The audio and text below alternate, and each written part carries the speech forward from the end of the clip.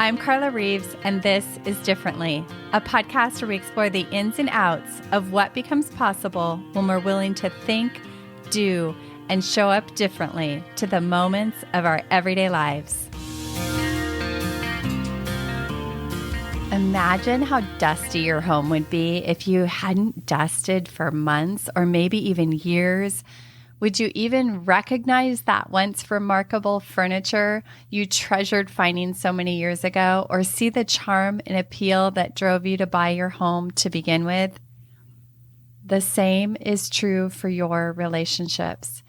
It's natural for dust to appear in relationships too, and over time that dust builds and builds and eventually prevents us from seeing the magic that drew us together in the first place. There are things that occur inside of relationships that cause this dust to build. First, in relationships in life, it's common and normal for us to endure small upsets and misunderstandings and thwarted expectations. We don't address them at the time they happen, thinking they're not that big of a deal, but over time, those upsets and misunderstandings become the dust of your relationship. And second, we tend to avoid conversations, leave projects incomplete, promise something we never finish.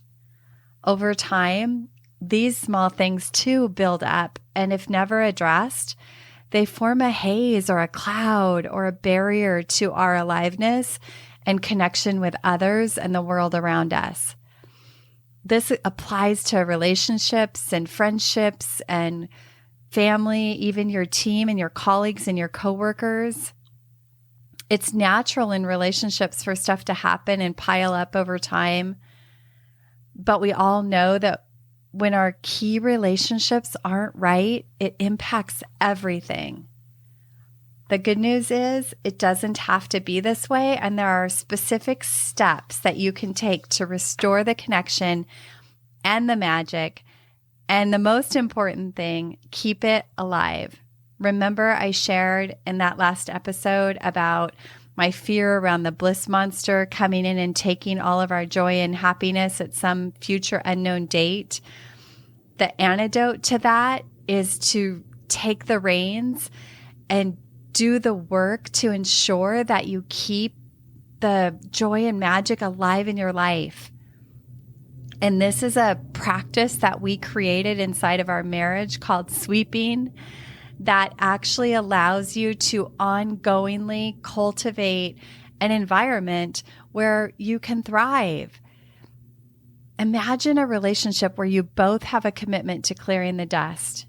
This means that as things happen, instead of brushing it aside, you address it simply and directly and let it go. In some relationships, it only requires you doing the initial work. And then, as one of my clients said, it's contagious. I call this sweeping. The art of sweeping might sound corny to some, but it has the potential to change the quality of your relationships forever. I never thought it was possible to fall in love over and over and over again, but guess what? It is. And this is not only possible inside of a marriage or a relationship, but with your friends and even inside yourself and your everyday life. Because as you keep your own mind swept and clean and clear, you can keep falling in love with your life too. The practice of sweeping is a commitment to addressing the little things as they happen or shortly after so that they don't build up. This is key to keeping the spark alive in yourself and in your everyday life. Just like we sweep and dust our homes, the same holds true in our life. This practice is a game changer. Here's how you can get started sweeping. Grab a notebook, scan your life, make a list of the areas that need sweeping.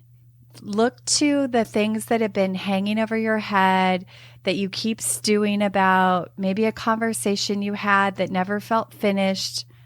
Maybe it's unfinished projects or things you've been avoiding or promises you made and never followed through.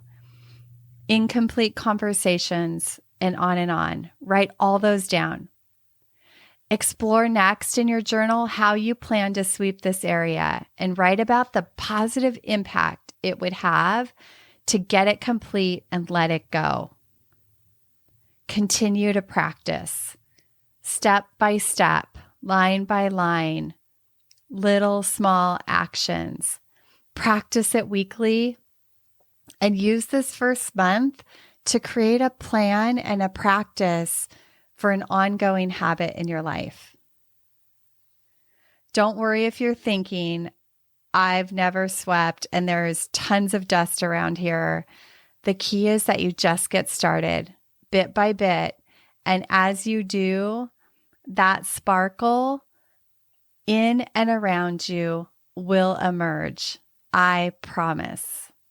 This is an incredible practice to harness and maximize your energy and aliveness. It's recommended on a regular basis. Unfinished business of all kinds robs your precious energy. Imagine the places that you can put this newfound energy. Here's to sweeping your relationships and expanding love all over your life. Not just this month, but a practice to keep alive for all of your days. If this stood out to you, or if you know a friend who would appreciate knowing about sweeping, please pass it along. Have an amazing day.